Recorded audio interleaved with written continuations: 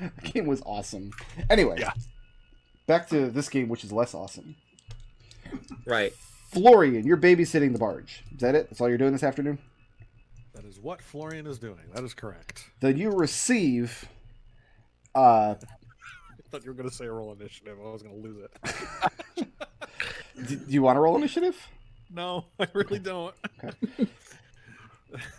You receive a letter with Alexander's family seal, and it's addressed to him. A runner brings it by.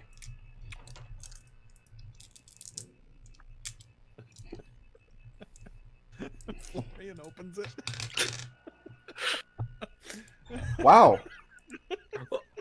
So the thought that ran through my head was, if I were still playing Birdie and I was there, I would open the letter. But I'm playing Gus and I'm not there, and Gus wouldn't open the letter. And then I'm like, but would I had to think about it. I think Florian would.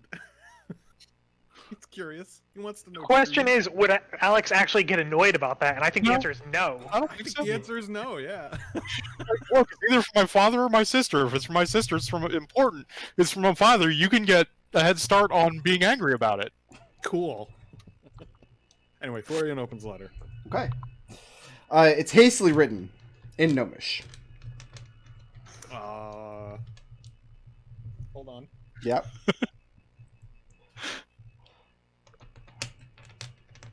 Oh, don't do this to me now, character sheet.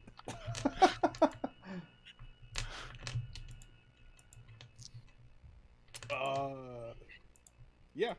Florian will cast Comprehend Languages as a ritual. Okay. Seems like a lot of work to read not your letter. Oh, absolutely. It's a lot of work. An appropriate amount of work. You can also understand any written language that you see. It is Must be touching the surface. a letter from Alex's sister. She was looking into some stuff for him concerning underwater civilizations. Checking into for... I have so many NPCs, I have to start looking up their names here. Captain Vimnus. And she's dug up information that she thinks their father's embassy, her father's clerks or staff, had tried to cover up. This is information that for some reason Captain Vimnus was trying to get out of the consul at Deep Merksif, but hasn't responded. She doesn't know why. And it's regarding a place called Zenad Morzid. I'm going to paste that into the chat because it's weird words. Wow, if he's actually pasting it, I'm you know it's important. actually pasting Right. it. That's exactly how I assumed that was spelled. Zenad used an Morzid, it's a tunnel.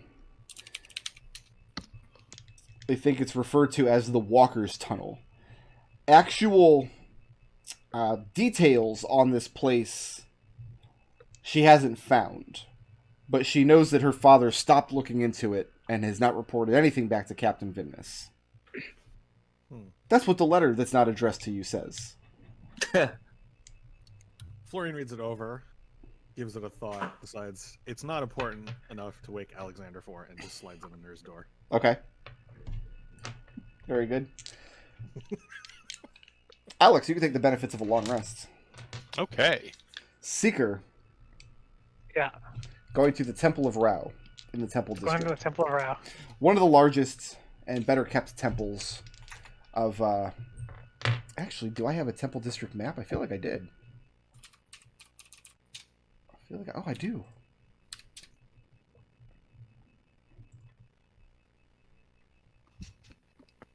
What's an appropriate offering? Money? Just money? All right. Money's always Boring. appropriate. Sorry to disappoint. Oh, that's the wrong thing. That's for a different campaign entirely that you guys aren't even playing. That's it. Let's try again. We did it. We've cross-pollinated. I used that one. Oh, there we go.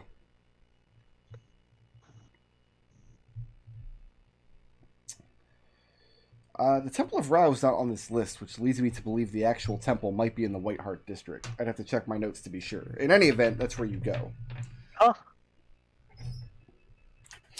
People come to the Temple of Ra a lot of times when they feel like they've made minor infractions against the law, and they want to come and pay some repentance before they get into trouble for it. In rare occasions, people will come here to turn themselves in. The temple will turn them over to the authorities in that case. But other than that, society in Dunfoss under a Dwarven king right now is just very aligned with law and order in general. So Rao is a very popular deity in town, and it's not uncommon just to see people dipping into the temple now and then, just for some midday prayers or for a little bit of guidance, or whatever the case may be. Why the hell are you there? I'm there because I want a consultation with one of the priests. I want some advice. Okay. When you ask about that, they're going to assume that you're here because of some criminal mischief on your behalf, especially because you're a gnome. I mean, that's racist, but it's also true. Gnomes get into trouble. And Seeker shakes his head and says, no, he's not in any trouble. Okay. And one of the young acolytes of Rao, going about his duties for the day, and you're kind of assigned to him to tag along for a little while and ask him what you will. And I go over the gist of it with him. Like, what I tell him is, we're looking into this investigation, which has been taken over by Hawthorne House, but we're worried that they're going to be too busy to deal with it, and it might... Too busy to deal with it? Well, like, they're too concerned with things. There's a lot of stuff going on in the city, and it's their job to deal with all of it. Mm-hmm. This might be too low for them. And we've been involved in it in the past, and we've actually been targeted by some of the people carrying out the crimes, such that if we ever see someone in danger, we would enter into it once again. And I want to know what kind of... How to make sure that I don't get on the wrong side of the law trying to help people. The first thing that the acolyte has to say would be, if you've been targeted by these people, you should name them, and the justice of Rao can be brought down upon them.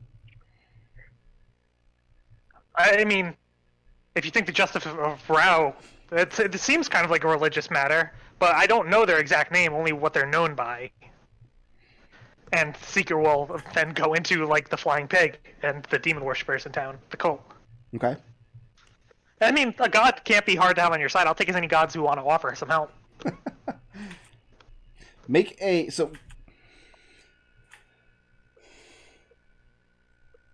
persuasion check. All right.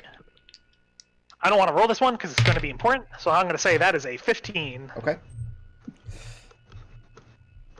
You start to get the sense that this acolyte you're speaking to is taking this very seriously. He's not just going through the motions of letting you say whatever it is and then put 5 coppers in the bowl and you're absolved, or whatever the hell he typically does with people in this situation. Mm-hmm. So what you've done is you've told him that there's this dire threat that you're investigating, that you're afraid Hawthorne House will consider to be too low on the totem pole for them to bother with. Mm-hmm. He tells you it's possible to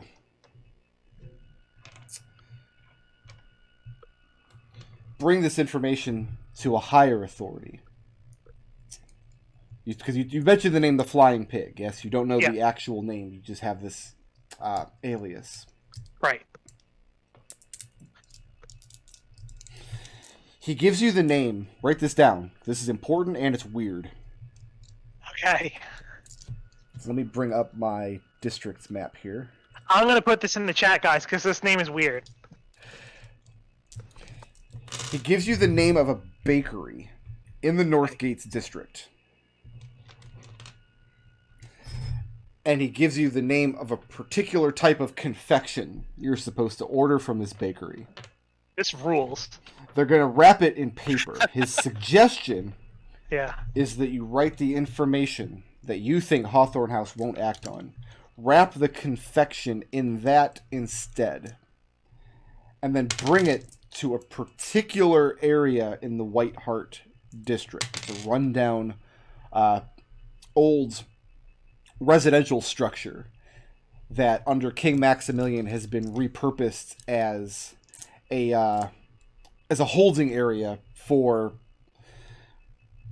kind of ne'er-do-wells. They're not necessarily arrested or awaiting trial or anything of that nature, but just somewhere where the authorities can put people for a day or two until they figure out what to do with them. More or less a black site is the...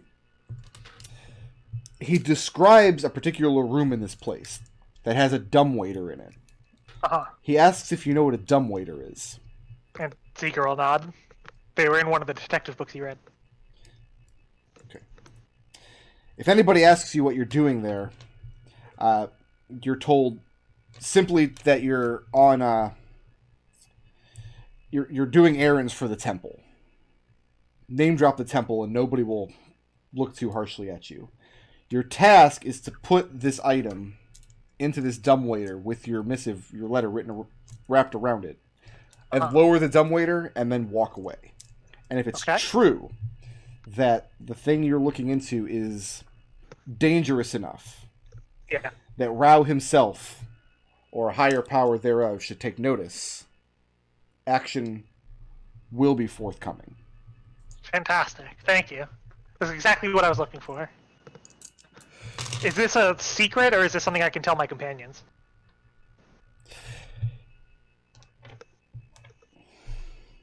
He tells you that if you were to tell this information around the town, most people would think you were crazy.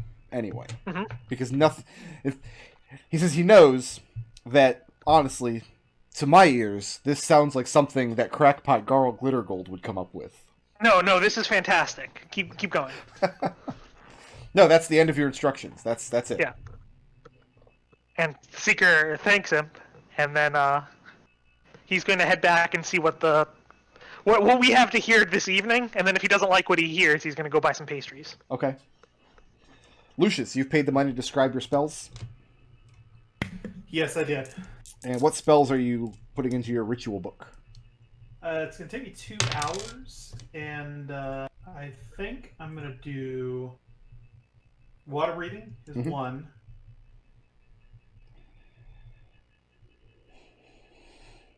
And Good spell. Quality spell. I think that's it, yeah. Just water breathing for now. Just one spell. And that's your Takes only... me about 2 hours to knock that out.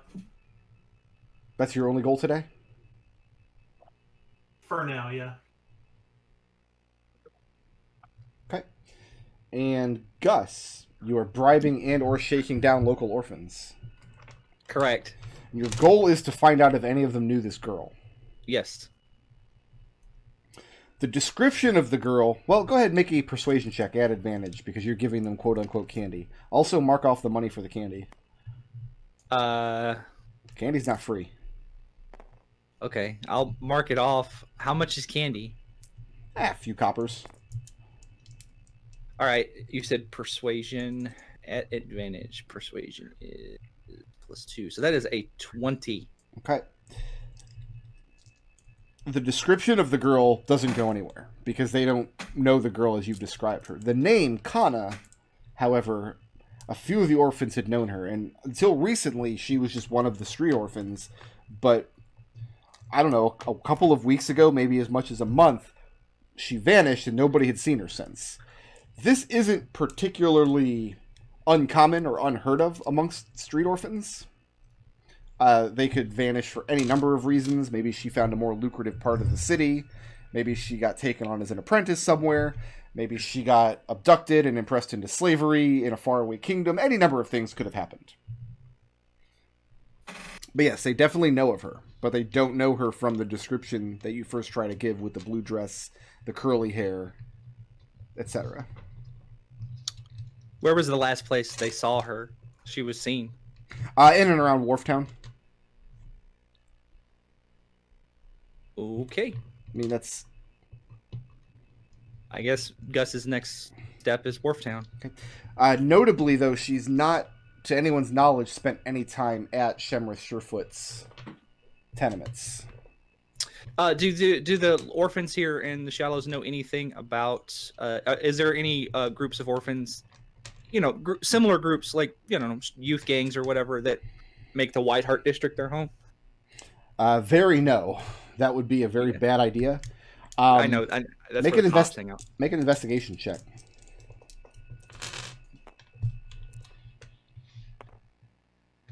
That's like Oh, my proficiency bonus went up, so it's not negative. Awesome. It's an 8. An 8. Okay. All right. And do you eat any of this candy yourself? No, I'll hand it out to all of the kids. I'll make sure they get it all. Okay, so I'm making a note. The kids got all the creepy alchemist candy. And they all turn into rabbits. They turn into trees. Secret Dryad.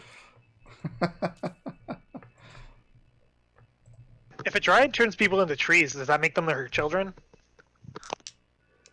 Nodal asking the hard questions. It's a pretty hard question. No, the real hard question is if you cast this water walk spell on somebody who's underwater, then what happens? They shoot up to the surface. Yeah. High five. So everybody's back at the barge after your afternoon sojourn out into the city. Yep. And what's next? I'm gonna brief everyone on what I discovered at the temple. Seeker's very happy to relay this information. So there's a secret bakery of the god of justice. I told you all this would happen. I told you all this stuff was going on, and you told me, no, that's crazy, Seeker. Stop listening to Gall Glitter Gold. I told you. I'm still not convinced he's just not screwing with you. So, either way, I got screwed with by the god of justice. That rules. okay, Seeker, how sure are you that he wasn't just trying to get rid of you? How sure? He seemed to take it very seriously, and I'm pretty good at reading people.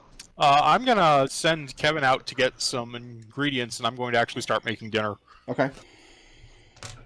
I'm gonna tell them about. I'll tell them I went to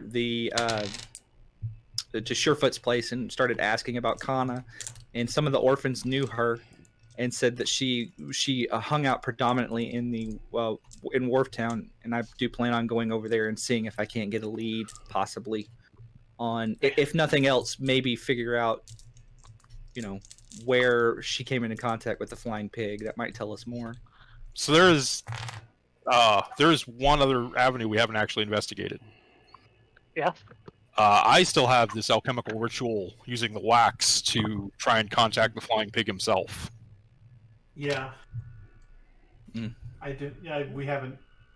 That has been kind of the sort of fantasy equivalent of Damocles hanging over our head. Here's my vote. We see what this guy has to offer for us tonight, and then if we don't like what we hear, or we want to keep looking into this anyway, we decide then whether we're going to use this wax or this pastry or both. We could wrap the wax in the pastry. How much wax we got? Not a lot. Okay, No. then. Because, that doesn't seem like a terrible idea, Gus. Just give give some of the wax to the pastry gods. Listen, I've watched a lot of binging with Babish. I don't think I've ever seen him make pastry by pouring wax into it. Is this a god just using the paper? It's wax so paper. question about this god, because I'm not from around here. Mm-hmm. Yeah. Is this god also a god of pastries? What's with the cream puff? So, okay, first of all, it's not a cream puff. It's a praline. Second of all,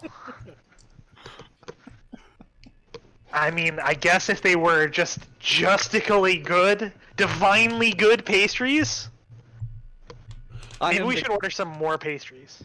Listen, all I'm saying is it's kind of weird to be running around saying I'm the god of justice and donuts. That rules. Can you imagine how many followers you would get with that? Well, I suppose, police officers. I think God should always diversify their portfolios. Every god should branch out into donuts. True. I'll tell you what, if he hasn't picked up donuts yet, I'm gonna drop a word. Gall maybe can pick it up. Seems like it's on the table. Osprey went about it the hard way by tricking a hard rock burnout to follow her. She should have just got donuts. Hey, What's Jam up to these days? Seaweed donuts. The problem with Garglitter Gold going into donuts is that they're going to be prankster donuts. They're going to be like jelly-filled donuts, but you're never going to know if it's a jelly you like or not. Sometimes instead of cream, it's mayonnaise. Listen, Garglitter Gold gets you the donuts you need, not the donuts you want.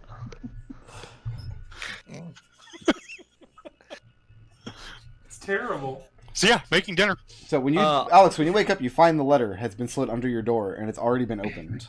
Yeah, I read it. Okay. Assume Florian was on duty. File the information away. Head up to the kitchen to start making dinner. Okay.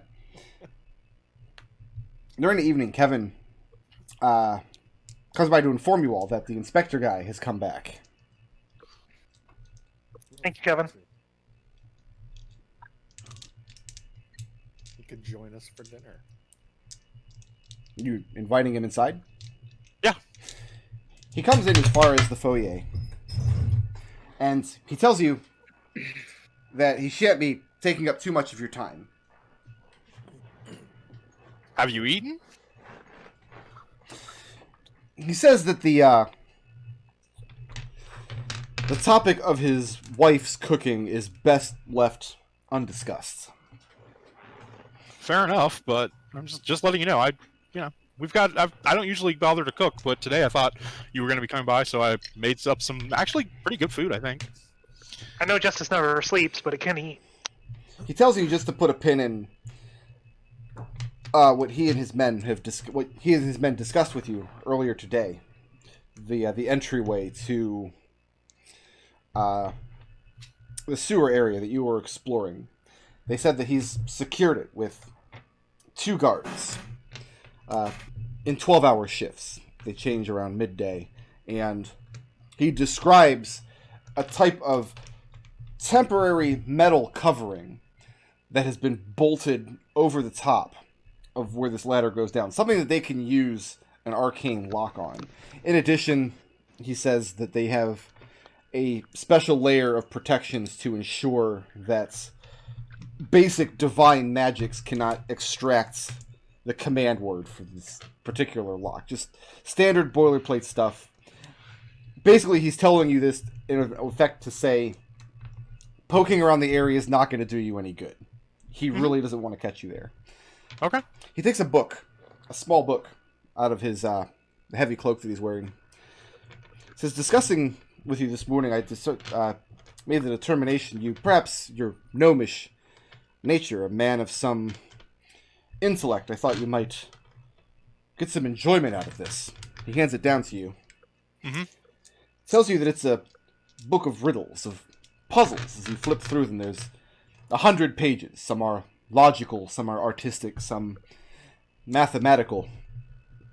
And what I particularly like about this book, which I believe was written for gnomish children, which is to say, human adults, is that the solution to each page, each individual puzzle, is itself a clue to the overarching puzzle of the whole book. And I found it very satisfying. Perhaps you and your companions might get some enjoyment from it. Sure, I got prayer books like this when I was a kid. He tells you that this particular puzzle is very satisfying because when you reach the end of the book, you know you've solved all the puzzles correctly because the 101th puzzle falls into place. You'll know it all boils down to just a simple word, a simple, just a meaningless nonsense word, but there's kind of poetry to it. Yeah, we get it. And then he reminds you once again that it would be a bad idea to go back to the entrance during the shift change and try to determine the command word to open the door down to the sewers.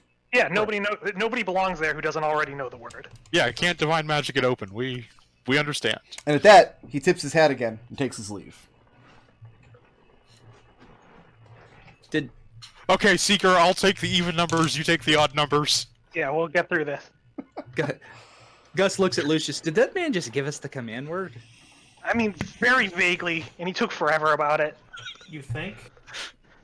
Oh, I've got some stew, by the way, if anybody wants stew. Yeah, it's Stu. I have business, and Gus walks out and walks out too, and he turns around and says, "Oh, if and the guy's name is Heckram Brookroad, Heckram. like the Got yeah, it. like the boss in Chrono Trigger." Good job. Uh, That's what he looks like now. if Heckram, yeah, he's just a human that looks like a giant blue dinosaur. He's constantly flexing.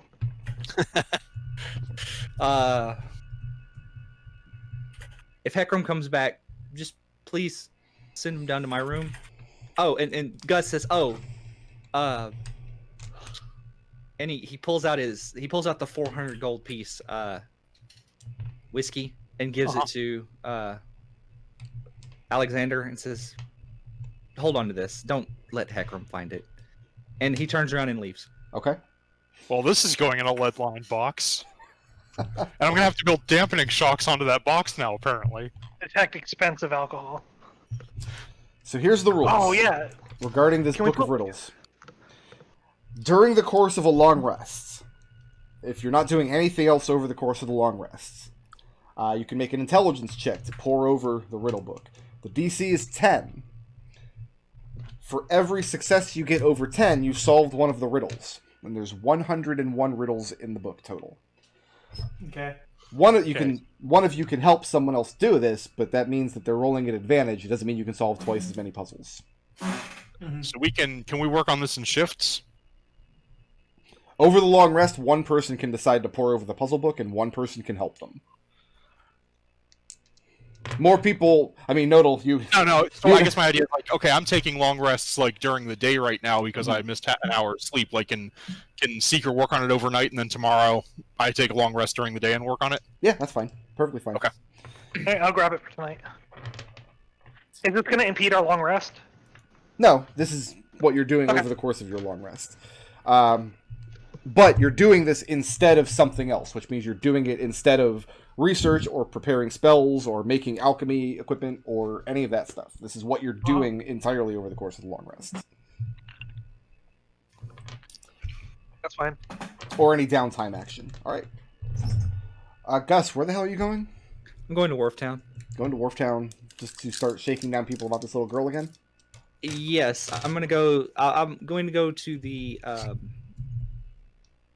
just the people I know and ask about like where the little street rats congregate and stuff like that.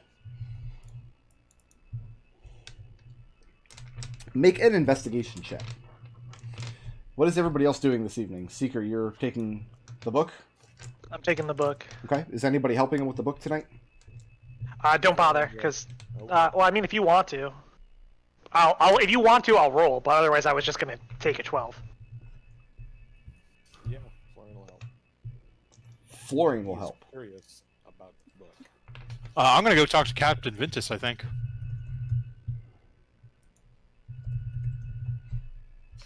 Captain Vimnus?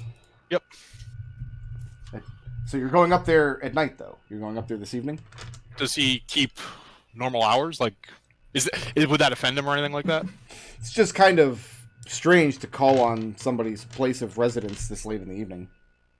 I think Venmus is...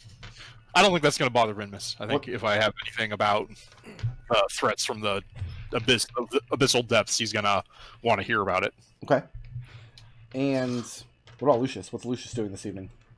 Lucius is going to go to the 56 cards and gamble. Gross. You're a menace.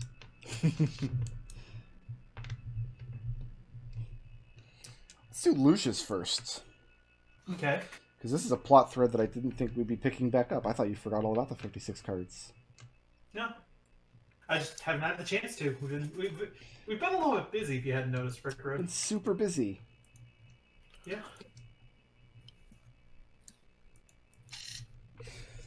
Lucius. Yeah. Arriving at the 56 cards, which I think I've got a map for, actually. Mm-hmm. Well, you oughta. You guys had a big stupid fight here once. We did have a big stupid fight here once. I threw a guy in a room. I might have deleted it though. Never delete things. I tend to do that on Tabletop Simulator because once you get over like 30 maps, you're on like 2 pages of maps, and that's just too much.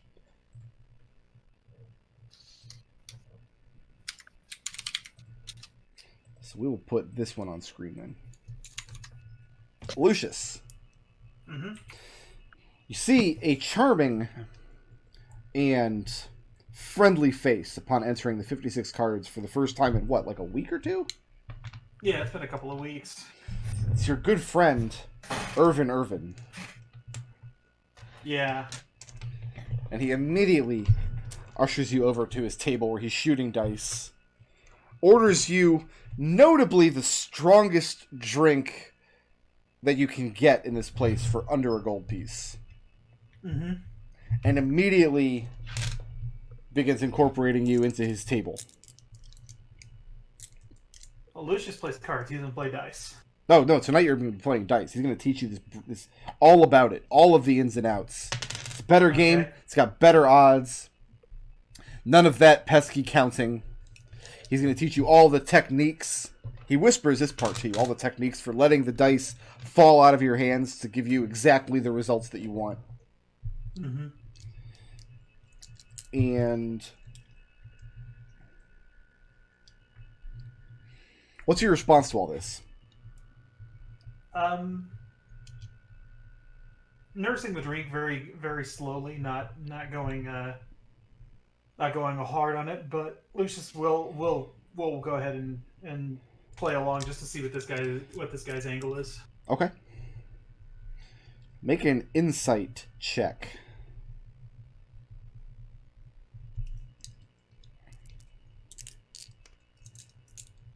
Looking at a 17. 17. Yep. How much money did you bring with you?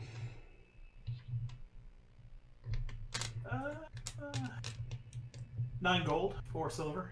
9 gold and 4 silver? Yeah.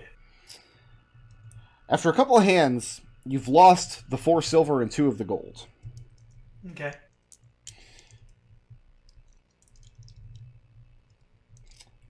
What's your passive perception?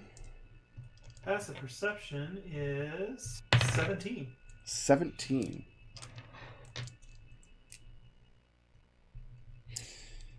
He orders you another drink.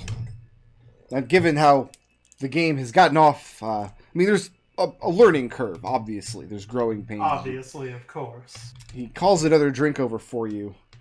And notably, as the bar wench is handing the mug across the table, he takes it from her and hands it over to you. Mm-hmm. And he doesn't, obviously, she's handing it over by the handle. He takes it from the lip of the glass and moves it over to you so you could take the handle. And then goes back to explaining the game. Lucius does not take the mug by the handle. He will grip it by the outside. Okay. And then what? And he'll continue. Continue to drink and gamble? Yeah, he'll continue to drink and shoot dice. Make a Constitution saving throw.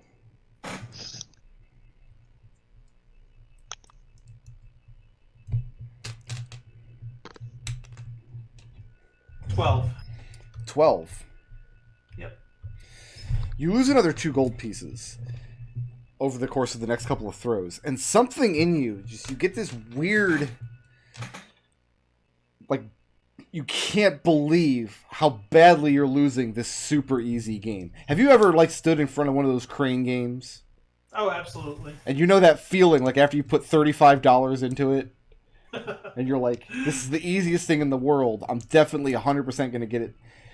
It's this almost overwhelming feeling of this. And eventually you realize that's not you. You push the feeling aside. You realize something had caused that. Mm-hmm. As Irvin is egging you on to lose ever more money at his table. To be clear, he's not actually gaining the money. He's playing against other people. It appears that he's losing as well because the two of you are playing together. Mm-hmm. Then what happens? Lucius will put a hand over the mug and say, "All right, friend, what's the angle?" Are you saying this in front of the other players at the table? How many other players are here? It varies over the night as people get up and leave and come back, but on average, it's probably about 4 to 8 people at the table at any given time. Okay, then I will not confront him while there's others around. Okay.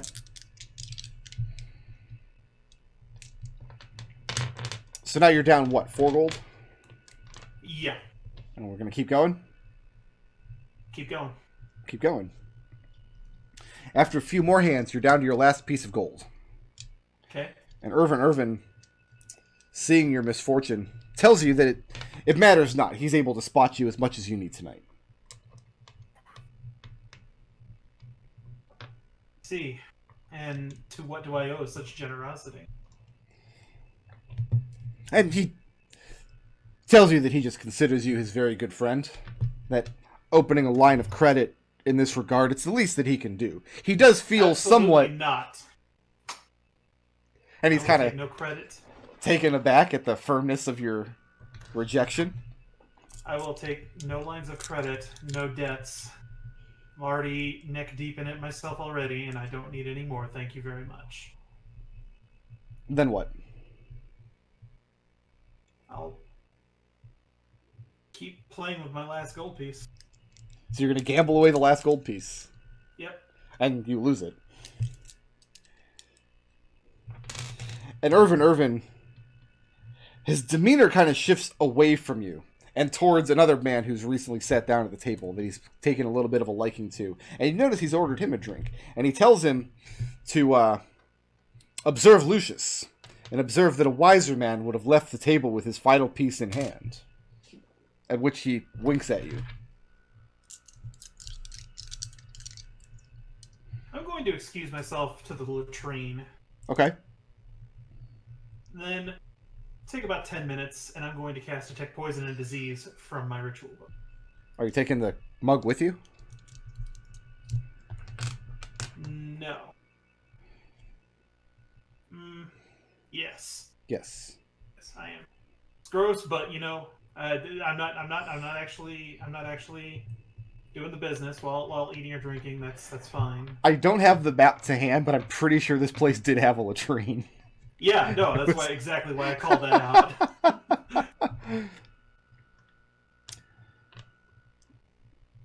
Yes, your mug of whatever it is has definitely been poisoned.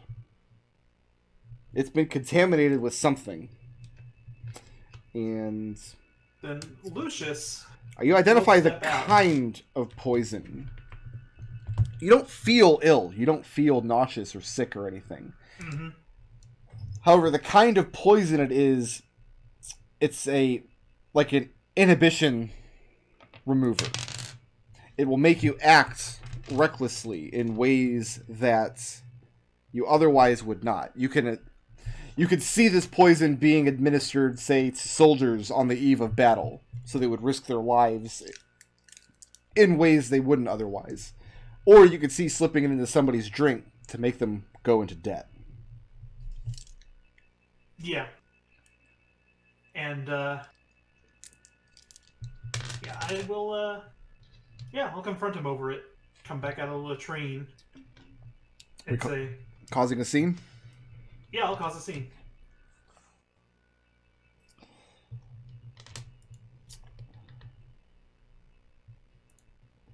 What is the guy's name that runs the 56 cards?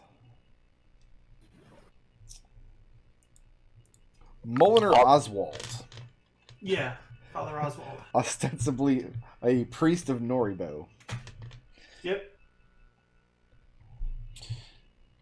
When you come back out, you see that he's watching this situation very intently. What are you doing to cause a scene? Yeah, actually, I will go up to Oswald and say, I don't know who this fella is, but he's drugged me.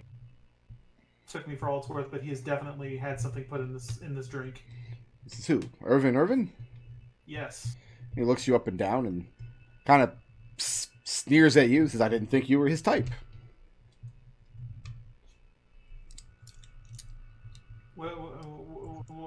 What's the meaning behind that? I don't understand. Do I have to spell it out for you? And I'll explain what I learned from the spell that I used magic to determine whether or not this drink that he ordered me was poisoned, and yes, it is. It is very much poison. I'll explain what I've learned about the drink. This is Lucius, my friend. You've been coming here a long time. I've watched you for many years, and you've lost a lot of money in this establishment. On many, many evenings, on many occasions, to many different people. I've never known you had cause for complaints. But this is a serious accusation. If people believed that my tables weren't fair. And I know we're good friends. That's why I came to you first, rather than caused a ruckus.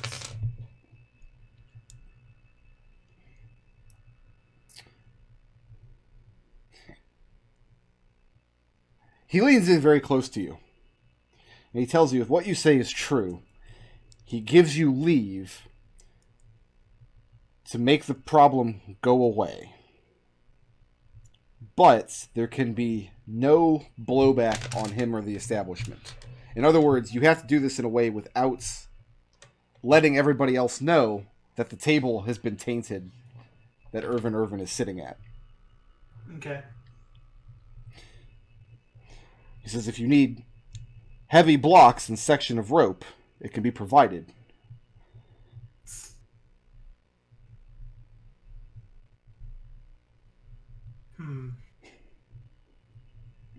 And he says it kind of... I need to think about this for a minute. kind of half jokingly, but in a way that maybe he's not all the way half joking.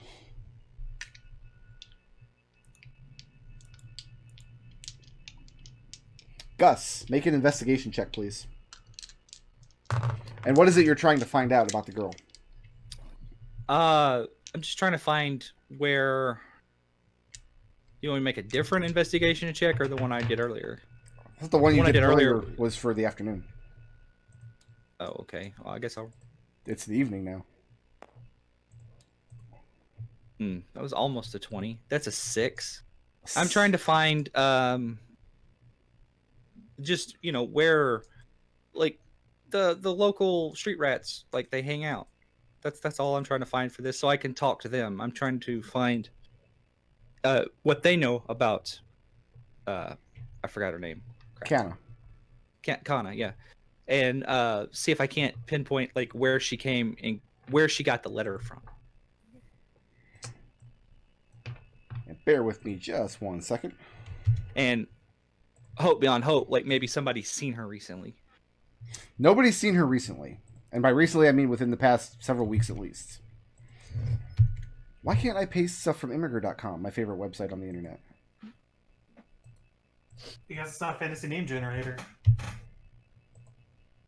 Immigrant has betrayed you. Immigrant has betrayed me.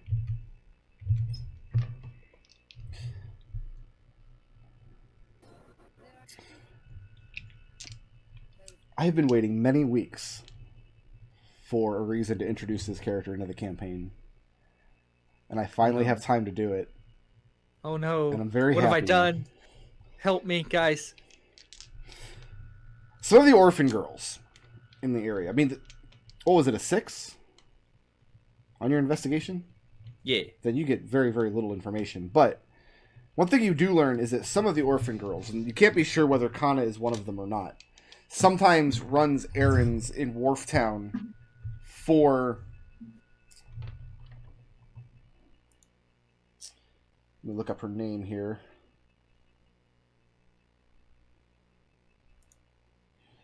When I started this campaign, I made this spreadsheet that I thought was going to be really easy to look up NPC names, and it turns out it's much, much more difficult than I thought. So I might have to reorganize this at some point. There's an elf, an actual full-blooded, honest-to-God Sylvan elf that lives in Wharftown. And her name, believe it or not, is Gemamine Sweetgrass.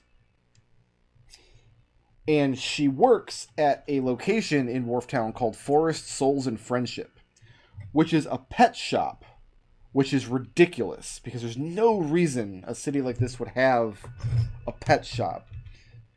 And I mean exotic pets, talking birds, reptiles, like cats and kittens and things like. It's a very weird store, and this time of night it's closed. You're not going to be able to just waltz in. Here's the weird thing about this shop, is that the proprietress is an actual mouse named Echo that can't talk because it's a mouse, but it's highly intelligent, and Gemamine always knows what it's thinking and saying. Gemamine has cause sometimes to give girls of the city little errands to run back and forth. And you kind of get the impression, especially with teenage girls, that Gemamine is doing this in part to keep them away from brothels and whorehouses and things. Mm-hmm. But it's possible that Kana has run errands for her in the past. So here's the question you have to ask yourself. Are you going to go talk to this mouse? Yes. I'm going to go not like they live like do they both live in the shop? Is their apartment attached to the shop, or do they live off the premises? I know, as far as you know, they both live in the shop. It won't be open this time of night. It's pretty late in the evening. Well, I mean, I can go knock on their door. Okay. When you say late in the evening, do you mean like? I mean, sun's gone down. Okay, but I mean like not like in the AM. Not quite, not yet. Okay. Well, as long as it's not in the AM, I'm going to go knock on their door. Okay. And when you knock on the door, you hear all manner of animals inside, fluttering and shrieking and calling and barking and growling and slithering. And you're thinking, anybody who wants an animal, it's like, there's stray dogs. And just get one. Just bring home a stray dog and give it food and it'll love you forever. Why am I going to go in here and spend 5 gold on a dog? Or, $1,600 on a puppy with no tail, like I did. Eventually, the door does open, and inside is this slender elf wearing an evening robe, and she looks very sleepy, like you've awakened her. Gus is going to bow politely and say, "I'm sorry to wake you, ma'am, but I have something that I'm hoping you can help me with." So my first question is this the first elf that Gus has met in person? Probably the first elf that lives, the kind of elf that lives over here, but he's probably met desert elves. Okay. And he, like I said, he's gonna bow and say, I'm looking for trying to, oh gosh, how can I word this without sounding like a pedophile? I don't think you can. I'm looking for a little girl, and she has disappeared. She frowns when you say that. And he goes, and he holds up his hand and says, "She's disappeared, and I think she's mixed up into something that is going to get her killed, and she asked us for help, and I'm just trying to track her down." And when she speaks, she has a very heavy accent. Gus, your interaction with elves is that they speak their own language. They have their own elvish tongue. But most of them also speak fairly good common, especially across the sea with the desert elves, in that they're mostly nomadic and they do a lot of trade with humans and other peoples. This sounds like a woman who's spoken elvish her whole life and has maybe picked up common in the last couple of years. Mm-hmm. And she asks you if you know the little girl's name. Kana. I don't think she had a surname. And then she looks back in the shop, and she calls out something in this very flourishing, sing-song, elvish voice. And you hear the girl's name woven into the speech. And you can tell she's talking to these animals. And the animals respond with this cacophony from cages and wooden perches, and the place smells like earth and nature and shit. And she begins to just have a conversation with this cacophony. And after a few minutes, the door just kind of slowly closes in your face and clicks shut.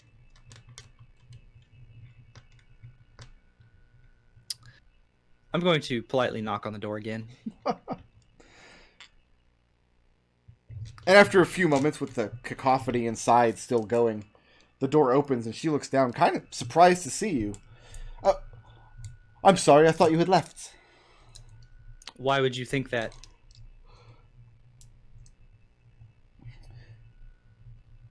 She says that some of the owners had seen Kana, but this was a long time ago, maybe. What day is it today? I have absolutely no idea. Out of character. Okay. But I suppose Gus would know, so he will tell her. And she counts the days kind of backwards on her fingers and gets tripped up once or twice. Oh my, this would be 3 weeks. And then she holds one of her arms up and gives it a sniff. I suppose it's time for my bath. I'm sorry, you were the girl's father? Big brother? Second cousin? Gus looks at her very sternly because she keeps interrupting him. And, like, no, she came... Man-at-arms? Something like that. She got, and Gus is going to very quickly explain the thing with the letters and the devils, just very quickly. Mm-hmm. And, like... She was, they're giving kids these letters. No, I'm sorry. This won't do. This won't do at all. Come inside. Stand at the counter. I do so. Okay. And might be the most uncomfortable shop you've ever been in. I don't know. I've been in Florian's room. Ooh, okay. I want you to try to picture a black market pet shop. Okay. That's where we're at right now. So a pet shop. Gus, if someone were to ask Gus this question and he was forced to answer truthfully, completely non-ironically, with not a hint of bullshit, even though it might be a legitimately dumb question. Mm-hmm. If Gus could be any animal for a day, what animal would he be? A very large dog. What kind of dog? I don't know. Just a large breed dog. I don't know. Like a big Great Dane or something. I don't know. A Great Dane. That's a... Okay. Gus is now Marmaduke. Got it. She gets out... She drags out a roll of parchment. And she picks up a lump of charcoal. And she begins feverishly scratching things into this parchment in front of her. All the while peppering you with just completely pointless questions. Absolutely the dumbest questions imaginable. Sometimes stopping to lock eyes and make chittering sounds at this little mouse, this little white, red-eyed mouse running back and forth across the counter, who seems to take great interest itself in your answers. And eventually, she turns the parchment around and she has drawn in charcoal what you imagine you would look like as a Great Dane. Mm-hmm. And Gus is not familiar with the Speak with Animals spell, is he? No, probably not. Because why would he be? It's a pointless spell. So she casts this spell, Speak with Animals. And she begins barking at you, like a Great Dane might. Do you regret coming to this shop yet? No. Does everybody else regret me coming to this shop yet? No. Okay. She does. She begins like you imagine, like a young woman is making Great Dane sounds and in your direction and expecting you to understand what she means. Gus says in Elvish, do you want to just speak in Elvish? I know how to speak it. And unless desert elves use a different dialect. she chitters at the mouse, and the mouse chitters back to her, and she continues to bark at you. I And she's starting to get a little bit frustrated. don't think that works.